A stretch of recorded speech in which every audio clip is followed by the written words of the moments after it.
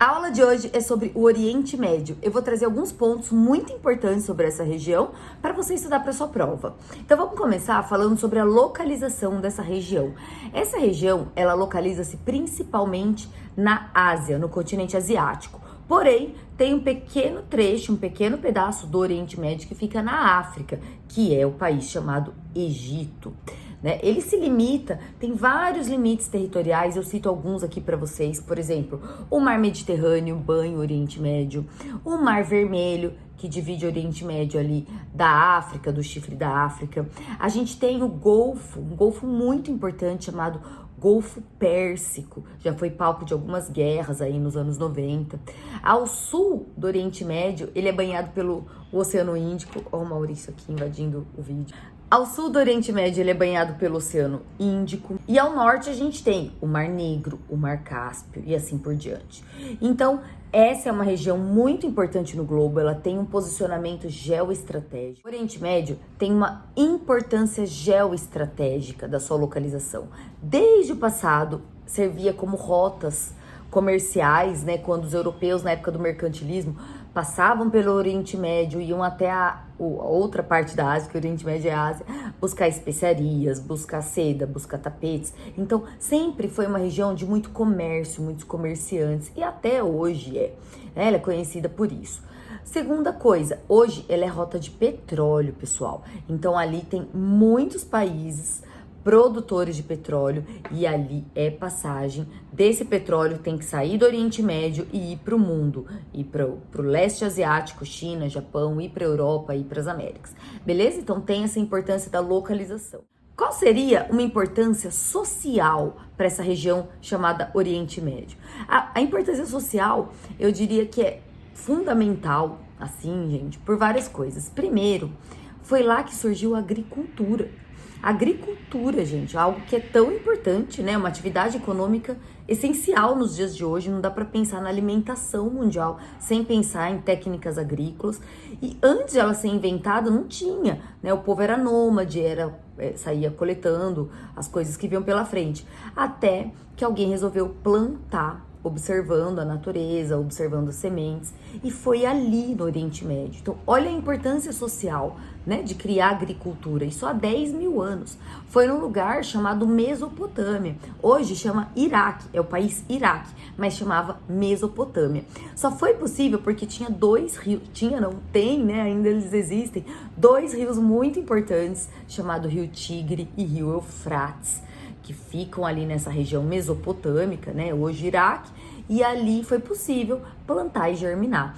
Ali perto, a gente tem, mas ali no Oriente Médio ainda, já na África, tem o Rio Nilo, com a mesma importância, de atravessar áreas desérticas e poder cultivar coisas e poder cultivar produtos em suas margens, certo? O Rio Jordão também é muito importante.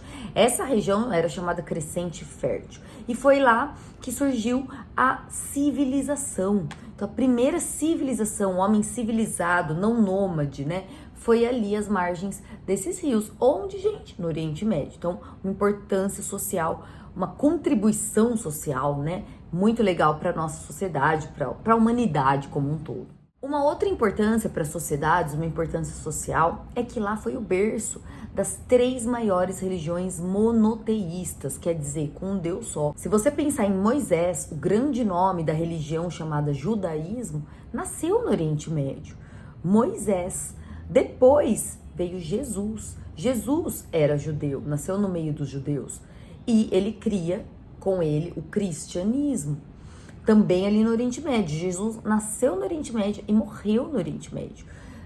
Depois veio Maomé. Maomé é o grande nome do islamismo. Então, surgiram ali, nessa importante região, as 3 maiores religiões monoteístas do mundo. Então, uma grande importância social. Outro ponto, esse é um ponto meio triste, bastante triste, pessoal? São os grandes conflitos, as grandes guerras que a gente observa nos dias de hoje, principalmente por causa de petróleo, Então a gente teve guerra Irã-Iraque na década de 80, depois Estados Unidos e Iraque. Um pouco antes, na década de 90, que eu citei agora há pouco, a Guerra do Golfo, envolvendo a Arábia Saudita, o Kuwait, o Iraque e os Estados Unidos. Então sempre foi um ponto, um barril de pólvoras ali, o Oriente Médio, porque tem muito petróleo, tem muitos interesses e, além disso, tem a questão religiosa. Então, a gente observa hoje um conflito muito grave entre israelenses e palestinos. Já é um conflito antigo, um conflito milenar por aquela região que nem tem importância econômica, não é rica em petróleo, mas tem muita importância religiosa, territorial. É a terra sagrada, é a terra que os dois povos palestinos e israelenses, judeus, querem para si. Então tem conflito. Fora isso, a gente viu toda a expansão de uma primavera árabe em 2011, por aí, e com a queda de alguns regimes ditatoriais importantes. Então a gente sabe que o Oriente Médio é dominado por monarquias, né, por ditadores, muitos deles fundamentalistas islâmicos, que se perpetuam no poder, né? Então a gente tem casos de guerras civis, como na Síria, no Iêmen, guerras atuais graves. Então muitos conflitos no Oriente Médio é uma questão social também. E por último, se a gente for falar da grande importância econômica do Oriente Médio, todo mundo sabe, o petróleo em si, né? Então é uma região que tem bastante exploração desse minério, é uma região muito rica, eles exploram, eles vendem, eles refinam esse petróleo. A OPEP, que é aquela organização dos países produtores, exportadores de petróleo, surgiram lá. A maioria dos países são do Oriente Médio, tem alguns países que não, por exemplo, a Venezuela e alguns africanos, mas é do Oriente Médio. Então traz muita riqueza, muito desenvolvimento. Hoje, alguns países, como os Emirados Árabes, o próprio Catar, que recebeu a Copa do Mundo, estão investindo em turismo, já pensando que esse petróleo será finito. Será não, é um produto finito, né? A Terra não produz petróleo constantemente, vai acabar. Então é muito interessante já pensar numa outra alternativa econômica. E o turismo, principalmente turismo de luxo, para cidades como Dubai, por exemplo, tem acontecido bastante lá, é bem presente em alguns países do Oriente Médio. Vou falar um pouco do islamismo em si. O que você precisa guardar sobre essa importante religião? Primeiro, onde ela surgiu? O islamismo foi criado bem depois do cristianismo, mais ou menos 600 anos depois de Cristo, em um país chamado Arábia Saudita.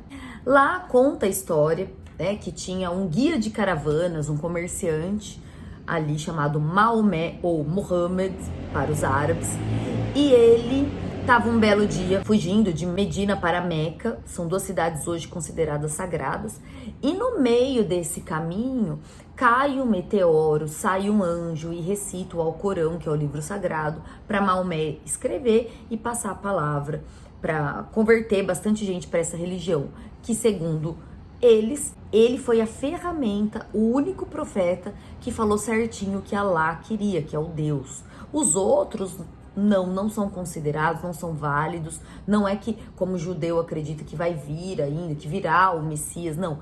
Já veio e não é Jesus, não é Abraão, não é Moisés, não foi nenhum desses outros. Foi Maomé. Maomé que falou certinho tudo o que Alá, que é Deus, quer. Mais ou menos isso, tá, gente? Na verdade, esse meteoro não sabemos se existe, não sabemos até que ponto é uma crença, mas é uma fé, é fé. Fé a gente não discute. E ele fica guardado, se tiver lá mesmo, numa caixa chamada Kaaba, que fica dentro de uma mesquita muito linda em Meca. E os muçulmanos, que são seguidores do Islã, devem rezar 5 vezes ao dia voltados a Meca. Tocam uma música muito bonita na cidade, nos alto-falantes, eles param as suas atividades, fazem as suas orações e seguem o seu dia. Todos os dias, 5 vezes ao dia. Outra coisa interessante, já falei do Alcorão, né, que é o livro sagrado. A gente tem o Ramadã, que é um mês sagrado para o muçulmano. No mês do Ramadã, os muçulmanos devem jejuar, ou seja, fazer o jejum, né, do nascer ao pôr do sol. Durante esse mês do Ramadã, eles repetem aquele trajeto de Maomé, né, de Medina para Meca, que hoje é chamado Hégira, Eles repetem esse trajeto, são uns 400 e poucos quilômetros, não é perto uma cidade da outra. Muitos vão de carro, muitos vão a pé, então eles repetem essa peregrinação chamada hégira. Outra palavra bastante conhecida é a chamada jihad, que é a guerra santa, né? Muitos aí grupos fundamentalistas, até terroristas, fazem a jihad, que é tentar converter, pegar o maior número de fiéis muçulmanos através de guerras, né? Através da força. Tudo bem, gente? Então, esses são os principais pontos que você precisa saber sobre o islamismo, essa religião muito importante, muito bonita. Todas as religiões são bonitas, né? Eu gosto de falar que não deve ter preconceito com quem é muçulmano e taxá-los de terroristas. Existem terroristas, existem grupos importantes terroristas, por exemplo, Hamas, por exemplo, Al-Qaeda, o Hezbollah, o Boko Haram, né, na África. Então a gente tem esses grupos, o Estado Islâmico, né, que fazem verdadeiras atrocidades. A função desses grupos é mesmo, literalmente, causar terror, pânico, é pontual, não é avisado, não é uma guerra, não atingem soldados, atingem civis e realmente são muito terríveis, né? Porém, não são todos os muçulmanos que são terroristas, claro que não, gente. Então não tenham esse tipo de preconceito. Como tem gente muito ruim em todas as religiões e gente muito boa em todas as religiões, então não é questão de preconceito. Terrorismo é diferente de guerras, né? Guerras você teoricamente teria o seu exército preparado, você prepara, você tem armas, você tem tanques, né? Os alvos não deveriam, pelo menos a princípio, serem civis, né? Tem que ser alvos estratégicos, tal, mas não é diferente de um terrorismo, que é algo pontual e bem chocante mesmo, para impressionar em nome de alguma causa, enfim. Tudo bem, gente? Última coisa sobre o Islã é a divisão que existe principal entre xiitas e sunitas, né? Então é chamada cisma. Existem alguns muçulmanos que são xiitas, alguns muçulmanos que são sunitas. E qual a diferença principal desses dois grupos? Primeiro, os xiitas são a minoria, eles se concentram principalmente no Irã, né? Tem a maioria de xiitas lá. E na história, basicamente, eles acreditam que o sucessor de Maomé deveria ser o seu genro, certo? Já os sunitas, a maioria dos sunitas é representada pelo país da Arábia Saudita, mas tem sunitas pelo mundo todo. E os sunitas acreditam que o sucessor de Maomé deveria ser escolhido pelo povo, deveria ser alguém escolhido por um voto, e não o genro do Maomé. Beleza, gente? Então essa é a diferença principal. Tem uma pequena minoria, fica redundante, né? Mas uma pequena parcela de pessoas que acreditam no Alcorão, que acreditam em Alá, nos ensinamentos do Alcorão, mas eles não são chamados de muçulmanos, eles são os drusos. Uma pequena parcela. São islâmicos, acreditam no Islã, mas não são chamados de muçulmanos. Para terminar esse vídeo, eu vou falar um pouco sobre os aspectos físicos do Oriente Médio. Pessoal, o Oriente Médio tem aproximadamente uns 17 países. Eu falo aproximadamente porque tem livros que consideram alguns países como Oriente Médio, como Chipre, outros consideram Chipre como europeu, outros consideram a Turquia como país bicontinental, tá na Ásia e tá na Europa, outros consideram só da Europa, enfim. Então, mais ou menos 17 países. Desses 17 países, pessoal, a maioria tem o mesmo clima, né? Então, o clima do Oriente Médio, ele é marcado principalmente pela presença de um clima desértico, semiárido, que são climas bastante secos. O clima desértico não tem chuva, né? Não chove. A gente não pode falar que nunca choveu, porque vai que uma vez, em um dia lá em 1715 choveu. Então, mas é bem pouco, praticamente zero chuva. Isso faz com que tenha grande amplitude térmica, ou seja, de dia esquenta muito, à noite esfria muito, justamente porque não tem umidade no ar para segurar o calor. Já o clima semiárido são muito secos também. No Brasil a gente tem, que é o semiárido lá no Nordeste, no sertão nordestino. Esse clima já chove, já tem chuva, né? Tem meses que são bastante chuvosos até. Porém, o que é o ruim desse clima é que, assim, são muitos meses sem chover nada. E aí vem uns 2, 3 meses que chove. Aí depois passa vários meses na mais perfeita estiagem. Estiagem é seca. Então, na geografia a gente chama de chuvas irregulares, o que é muito ruim. Mas já permite a presença de uma vegetação. Então, no Oriente Médio, a gente tem vegetação de estepes, que é aquele mato seco, aquele mato meio amarelado. A gente tem, na parte que é banhada mais pelo mar Mediterrâneo, um pouco de vegetação mediterrânea. Então, a gente observa aí algumas tamareiras, é bem típico lá do Oriente Médio. E a gente tem as cactáceas, né? Cactáceas que são vegetações que a gente chama desérticas, mas lugares mais para semiárido, que já tem um pouco de chuva. E assim, gente, todas essas vegetações recebem o nome de xerófitas ou xerófilas, que são vegetações adaptadas a climas extremos, como o do Oriente Médio, que sofre muito com a falta d'água. Beleza, gente? Então é isso, clima e vegetação. Um outro ponto marcante na geografia física, né, nas paisagens naturais do Oriente Médio, é o seu relevo. No Oriente Médio predominam planaltos. Os planaltos, pessoal, são formas de relevo com mais de 300 metros de altitude. Então, uma área que tenha 300 metros de altitude para cima, seja serras, sejam chapadas, sejam montanhas, seja o que for, são denominadas e classificadas como planaltos. E no Oriente Médio tem muito. Então tem uma variação de 300 até 3.000 metros de altitude, né? Predominam terras altas. Tem poucas planícies. Planícies a gente tem ali, né, que vai de 0 metros de altitude até 299 metros de altitude. Tem poucas planícies, predominam os planaltos. Vale lembrar que ali a gente tem uma depressão absoluta na Jordânia, onde fica ali o Mar Morto. É uma depressão absoluta, ou seja, abaixo do nível do mar. E acompanhando os relevos, a gente tem a nossa hidrografia, que são os rios, né, pessoal? Todos os corpos d'água, rios, lagos, mares, oceanos, compõem a hidrografia do Oriente Médio.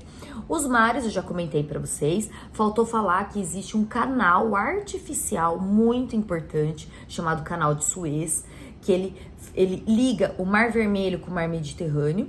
Ele foi construído para servir de rota comercial, já que o transporte marítimo, né, é muito mais barato do que o terrestre. Então construíram o Canal de Suez. Dá uma olhada lá no seu mapa para localizar direitinho, ver onde que é essa passagem, é muito importante. E voltando a falar dos rios, o Oriente Médio tem poucos rios, devido ao seu regime pluviométrico fraco, ou seja, devido a poucas chuvas. Então, como não chove, como é que vai ter rio? Não tem, né? Então tem poucos rios e o destaque vão para eles: o Rio Tigre, o Rio Eufrates, o Rio Jordão, que era a Mesopotâmia, né? O Crescente Fértil, que eu já falei, o Rio Nilo, são os rios mais importantes do Oriente Médio. Certo, galera? Agora, a população lá do Oriente Médio sofre muito com a falta d'água, né? Porque falta água doce. E em Israel, por exemplo, eles realizam um processo bastante caro, bastante complexo, chamado dessalinização, que nada mais é que tirar o sal da água do mar para consumo, né? Então são indústrias próprias, indústrias dessalinizadoras que retiram esse sal. Porém, gente, a água fica muito cara, não é um processo viável. Israel tem condições, né? É muito rico para fazer isso, mas não são todos os países do Oriente Médio que fazem isso. Beleza, então, gente, então essa foi a nossa aula sobre alguns pontos importantes do Oriente Médio. Espero que vocês tenham gostado e até a próxima aula. Beijos!